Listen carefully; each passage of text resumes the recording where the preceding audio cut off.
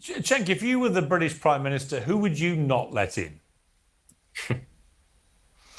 Yeah, I love freedom of speech. I'm an American, so I don't even agree with you on Valentina Gomez. So we Really? covered her on the Young Turks, and I wouldn't let Netanyahu in. I don't let war criminals into my country if I have any say on it. she's a nutcase. But so what?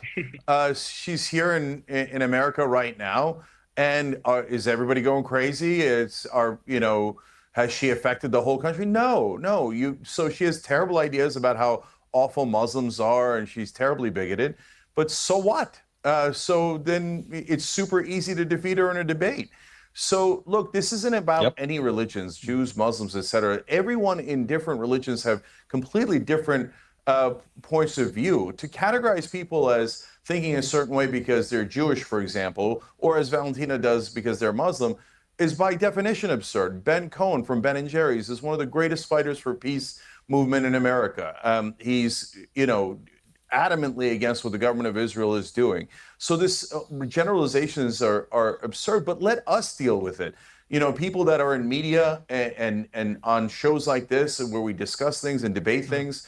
But right now, the British government has stepped in and said that some views are not allowed. Well, okay, then you have to elucidate what those views are. I agree with that. Are I you really agree. banning? They should Are literally. you really banning the great majority of the world? Well, I that think the is problem with critical of not, the Israel? problem, That's insane. well, the Can problem, I just jump in, Shabbos, though, I to be will let very you clear? respond, Shabbos, but the Yeah. problem is if you don't say precisely why you're banning high-profile people, then obviously the theories will run riot, right? I mean, Cenk doesn't really know. He knows what he's read in the Times. You seem to be incredibly well informed. Well, who informed the Times? The Times shares the building that I do with this studio. So maybe I'll go up and ask them. But, they'll probably won't tell me. But, the point being, somebody clearly briefed the Times, right, I presume, from the Home Office or the government. But what exactly is it that Cenk has said or espoused, which means they had to ban him on public order grounds? I don't understand it. Well, that's entirely my point. So I want to be clear. It's very possible that Cenk was not allowed into the United Kingdom because of his views on Israel. That's totally possible. But I think the problem I had with you, Cenk, and with your nephew Hassan Piker is you immediately went to the conspiratorial. It's because of Israel. It's because of the Jewish lobby, or however you phrased it. When No, we they don't actually know reported that. it. It could be. Hang on. It could be because I don't know. You made weird comments about bestiality 10 years ago. It could be because you made weird comments about grooming gangs. I don't know, but you don't No, know it can't. either. And that's kind of my point. We don't know. And I would agree with you. The United Kingdom should actually say, here's what we found demonstrably offensive or whatever it happens to be, because then we could actually say, okay, so at least we know what's within the Overton window of accepted political discourse and fight against that accepted political discourse. This is what Shabbos isn't understanding. This would be like that lady that they were saying was an anti-Semite who has the kids show, Miss Kathy or some shit like that. I don't remember her name. But that would be like her not being allowed in and them trying to say, yeah, we're not going to tell you what it is. That's the only thing. They think she's anti-Semitic because she shows little Muslim babies that got blown up. But she has nothing else that goes against their, like she does a kids show. She sings and acts stupid on camera for children. So there's nothing else. Cenk's his viewpoint on the world lines up exactly with what they would want other than his view on that country. There's not anything else. Of course. But as I said, I think a much stronger argument is the erosion of free speech and not what you immediately did, which is just blame the Israel lobby, which, as I already demonstrated, doesn't make any sense because the Home Secretary, Mahmoud Saban, hates Israel. No, but brother, I'm not the one saying it. They apparently told the Times, and they listed We don't know three that. things. They listed.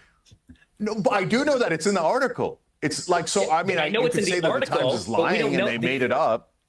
Yes, the UK government did not So look, explicitly. So maybe they lied to the press about why. That makes sense. That's really irrational there. That guy was with the New York Times. I'm sure he's not going to just make some shit up. I'm sure he talked to somebody and they told him that's why. This guy doesn't want that to be the case, but that is the case. Comment on why you were banned. They don't say that. No, All they but say is again, work in Shabbos, the interest of Times public. report, can I- the Times is a very authoritative newspaper. It's like the New York Times for the UK, and it published what appeared to be a very well-sourced report very quickly after the news broke, detailing the grounds that the UK government had banned Cenk. And it was largely to do with Israel and also potentially to do with what he said about grooming gangs on my show. But given that I've just illustrated that he said the opposite to what was reported in the Times, i.e. he didn't deny that there had been this abuse by the grooming gangs. He was making a wider point about whether it was now being used by the Israeli lobby in some way to distract attention from the Epstein scandal. And that's a different point. It's not about denying whether the abuse ever happened. He didn't. He said the opposite. He said he accepts it probably happened, right? So he wasn't obviously as aware of the case as we are. But I didn't hear him trying to deny it happened. He was making a bigger point about it being used as a distracting tool, which, by the way, I'm sure by some people it is being used that way, as all these things are. But wait, for you, Shabbos, I mean, look, the First Amendment is one of the most powerful defenses of free speech in the world. Hold on? Yeah. Hold on. Can I just address the three reasons that the Times put out there, and we missed one? Okay. So one was, I said that Israel gives, the Israeli lobby gave more than any other lobby in the last election cycle to Congress.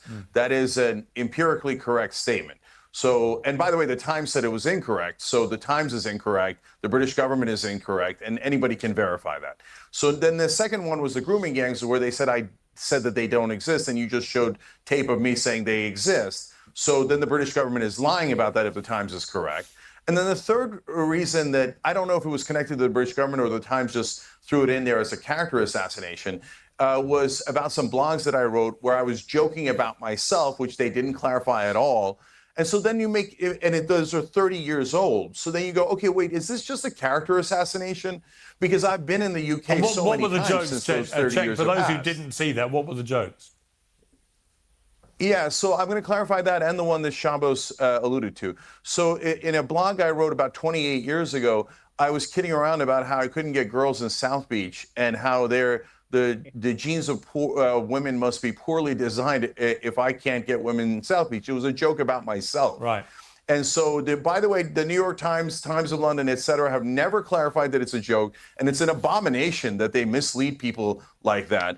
And then Shabbos just talked about bestiality. Now, that was another joke from a video where they edited so they cut out me saying the horse wouldn't say nay, and everybody in the studio laughs.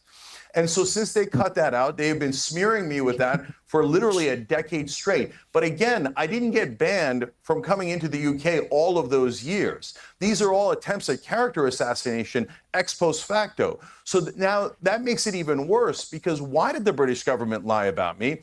What is it about? And they did say it was over criticism of Israel.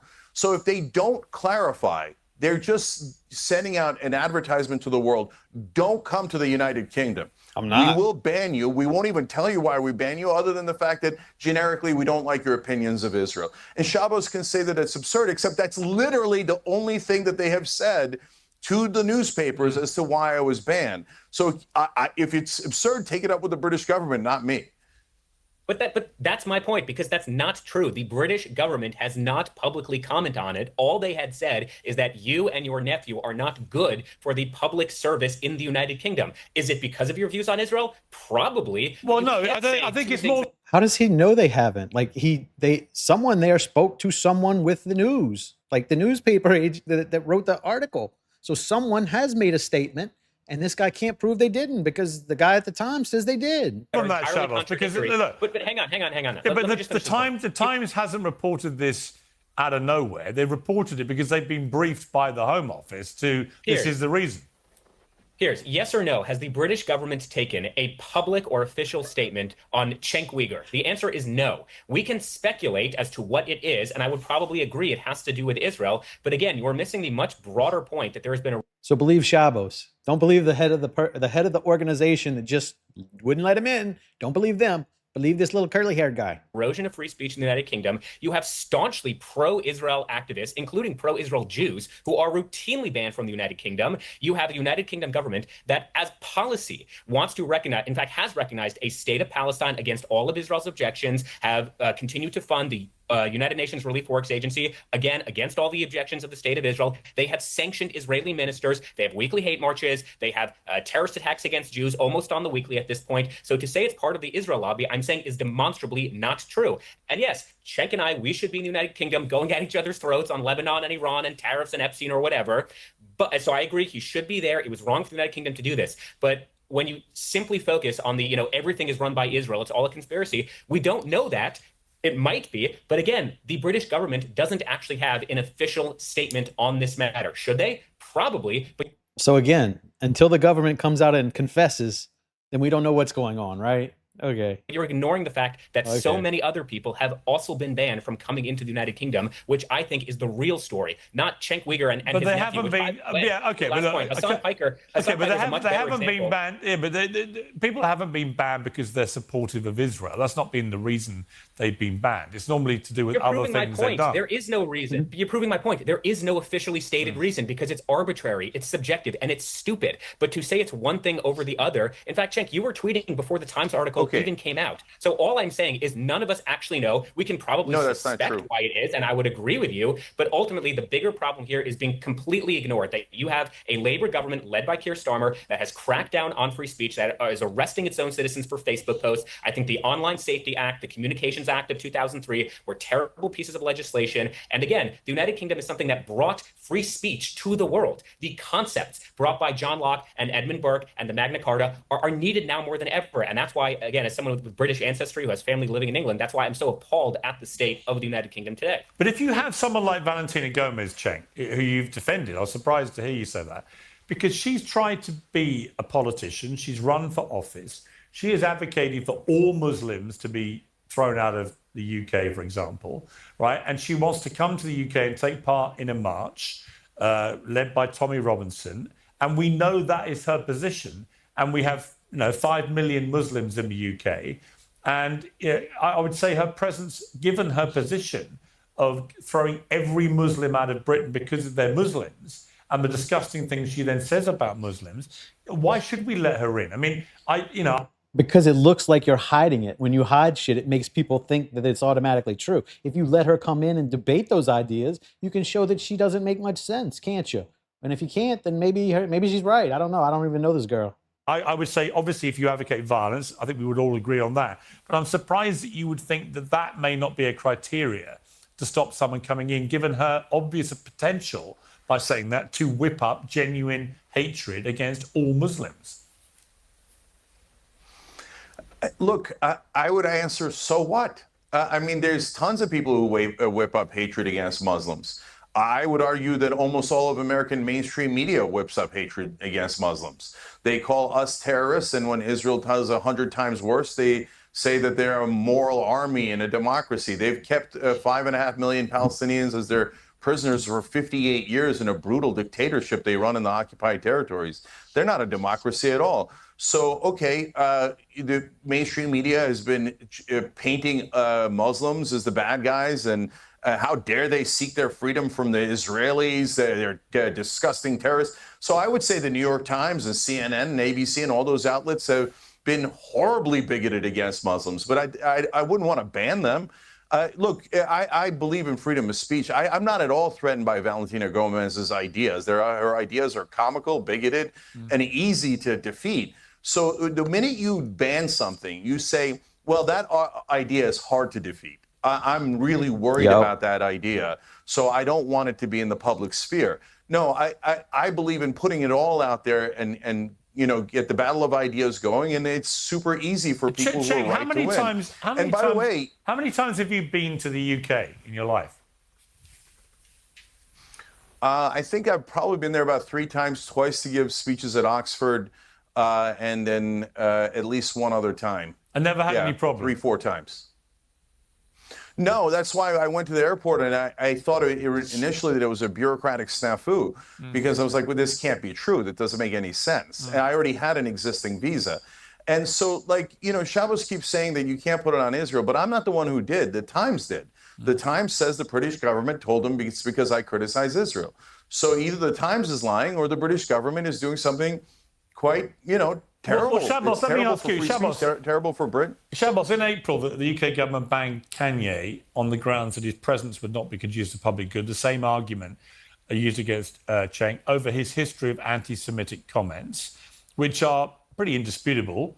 He's released a song called Heil Hitler. He sold T-shirts with swastikas on. He talked about DEFCON 3 on Jewish people, and then apologized for them in a lengthy mea culpa in the Wall Street Journal. So pretty indisputable that he said all these things and did all these things. Was it right the UK government banned Kanye? Well, let me just add quickly that my understanding is the reason why Kanye West said DEFCON 3 is because he didn't know which one was worse, DEFCON 1 or 5. So he figured he would just compromise in the middle because he's Right. an I'm idiot. sure that's true. Yeah, it probably is. But in general, I mean, yes and no. Again, every country can decide who's let in. If they don't think that he's conducive to the public good, then they probably shouldn't let him in. The problem I have with the United Kingdom, and this is where Cenk and I are in agreement, is it's entirely subjective. They don't actually tell you what the rules are. But look, I mean, I'll use Mahmoud Khalil. That's a pretty good example. This is someone who came into the United States. He lied on his visa application, and he will be deported. I mean, he appealed to the Supreme Court. I can guarantee you, even if the Supreme Court hears his arguments, which I highly doubt, he will be deported. Mostly it's because he lied on his visa application. But it's also true that this is not an American citizen. He's a foreign national. He comes from Algeria and Syria. He called for the eradication of Western civilization. So, what exactly is the net positive of having someone like Mahmoud Khalil in the United States? So I think in general, a country can dictate what are the types of peoples we want, what are the types of values and ideologies we want. The problem, again, with the United Kingdom is they don't actually tell you any of those things. But Shabbos, if the United Kingdom has decided that Cenk's regular, very virulent attacks on the Israeli government for their actions, and the nation of Israel, because they represent the nation of Israel, obviously. Have you ever heard anything that Cenk has said which you believe was anti-Semitic? Well, no offense to Cenk. I try not to listen to him too much. But in general, whether he makes anti-Semitic... When he debated Anna, he said he's been a lifelong the Young Turks fan. That's what he said. Lifelong Young Turks fan. Comments or not, to me, it's not really the point. No, but my question is whether you believe he's anti-Semitic. I think it's irrelevant. I care. Well, way it more is relevant because they may politics. well have used that as a reason for not allowing him in. So it's relevant. Outside of Harvard University and Candace Owens, I'm pretty reluctant to call people or institutions anti-Semitic. What I will say is that Cenk's policies, the ideologies he advocates for, are wildly disastrous to the 10 million Muslims, Christians, Druze, and Jews who call Israel home. I think that's way more important of a discussion rather than simply calling people anti-Semitism. And this might actually surprise both of you, but this is where I'm sort of outside of the Jewish mainstream, at least in the United States, because A, they don't like the fact that I go on your show. B, they don't like the fact that I tweeted what I did last night. And C, I think we are way too comfortable just calling anything we don't like anti-Semitism. I think we've totally cheapened the meaning of that word because there are actual anti-Semites in the United States. There are actual anti-Semites on social media. And we both agree that the criticism of Israel, certainly the Israeli government, in fact, I have a lot of criticisms on the guest you just had before us, that is totally legitimate. And that's totally fair game. And actually, I've been Jewish since the day I took my first breath. I don't know of any Jew who actually pretends otherwise, that it would be anti-Semitic. But we are way too comfortable just saying opinions we don't like are inherently anti-Semitic. And it was actually weird because just a few hours ago, I got a notification that Candace Owens actually liked my tweet defending you, Cenk. So I don't know if I want to be in the Candace Owens camp, but ultimately, I think it was Voltaire who said, I detest your opinion, but will fight like hell to ensure that you have the right to say it. I think he said, I'll fight to the death. Yeah, I'll fight to the death to defend your right to have it.